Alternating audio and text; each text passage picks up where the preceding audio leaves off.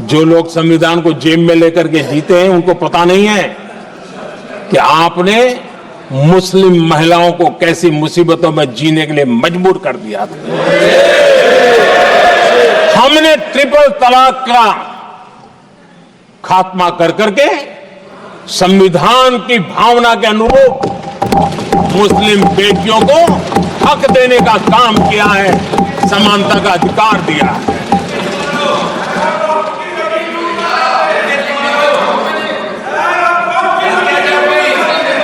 जब भी देश में एनडीए की सरकार रही है, हमने एक लंबे विजन के साथ काम किया है। पता नहीं देश को बांटने के लिए किस किस प्रकार की भाषाओं का प्रयोग किया जा रहा है। हताशा, निराशा पता नहीं उनको कहां तक ले जाएगी, लेकिन हमारी सोच कैसी है, एनडीए के साथी मिलकर के किस दिशा में सोचते हैं। हमारे लिए जो पीछे है, जो आखिरी है, और महात्मा गांधी जी ने जो कहा था उसकी तरफ हमारा ध्यान ज्यादा है।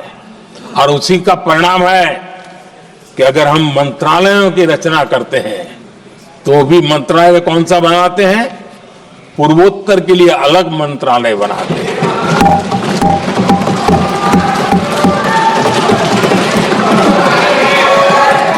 हम देश में इतने साल हो गए, अटल जी आए तब तक किसी को समझ नहीं आया था। भाषण तो देते रहते हैं, आदिवासियों के लिए अलग मंत्रालय एनडीए ने बनाया। आदरणीय अध्यक्ष जी, हमारे दक्षिण के राज्य समुद्री तट से जुड़े हैं, हमारे पूर्व के कई राज्य समुद्री तट से जुड़े हैं। वहां के समाज में फिशरीज का काम और फिशरमैन की संख्या बहुत बड़ी तादाद में है, उनका भी ख्याल रखना चाहिए। और जमीन के भीतर के छोटे पानी के जो इलाके रहते हैं, वहां भी फिशरमैन के रूप में काम करने वाले समाज के आखिरी तबके के लोग हैं। ये हमारी सरकार है जिन्हें फिशरीज के लिए अलग मंत्रालय बनाया।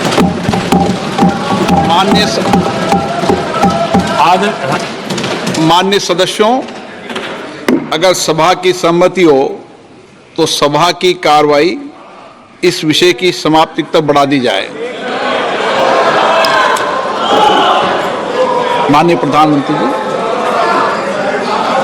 आदरणीय अध्यक्ष जी, समाज के दबे कुचले वंचित लोग,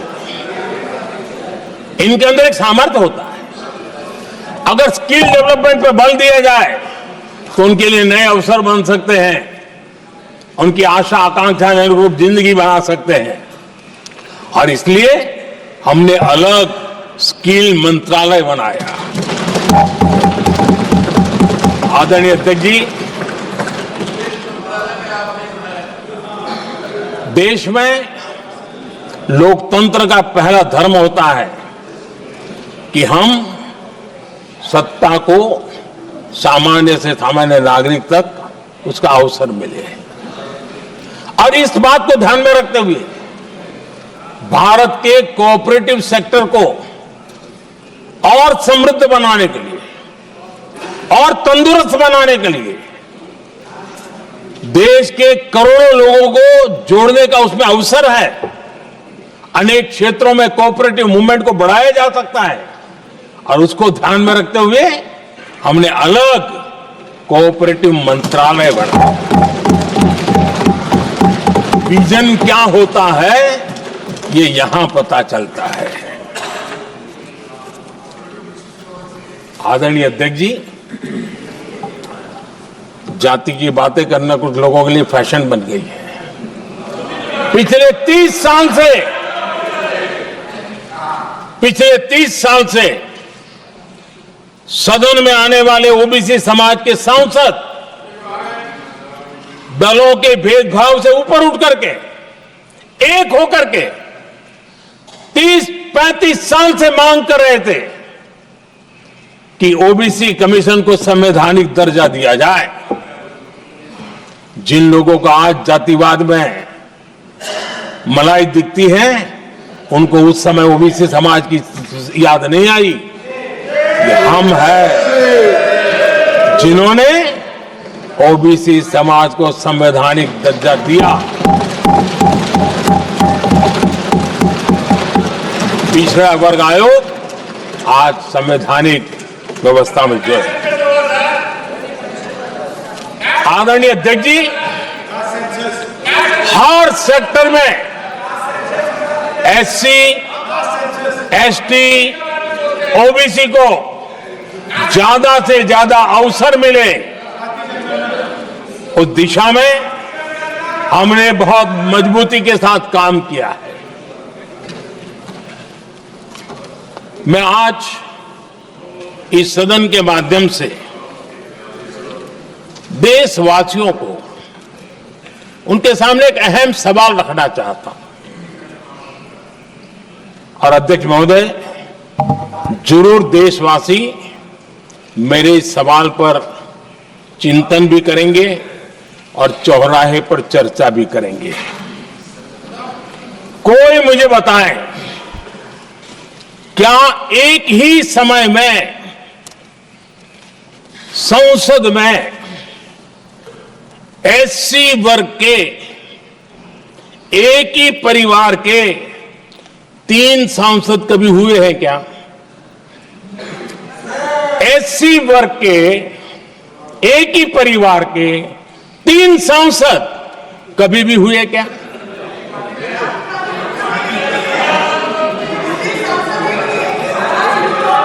मैं दूसरा सवाल पूछता हूं, कोई मुझे बताए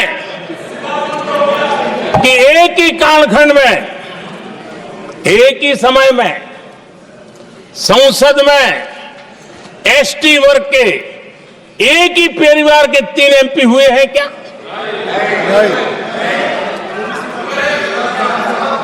आदरणीय अध्यक्ष जी, कुछ लोगों की वाणी और व्यवहार में कितना फर्क होता है, मेरे एक सवाल के जवाब में मिलता।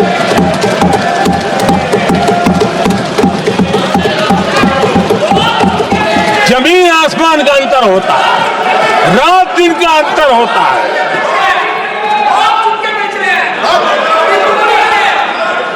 आदरणीय अध्यक्ष जी, हम एससी एसटी समाज को कैसे सशक्त कर रहे हैं? आदरणीय अध्यक्ष जी, समाज में तनाव पैदा किए बिना एकता की भावना को बरकरार रखते हुए समाज के वंचितों का कल्याण कैसे किया जाता है, इसका मैं एक उदाहरण देता हूं।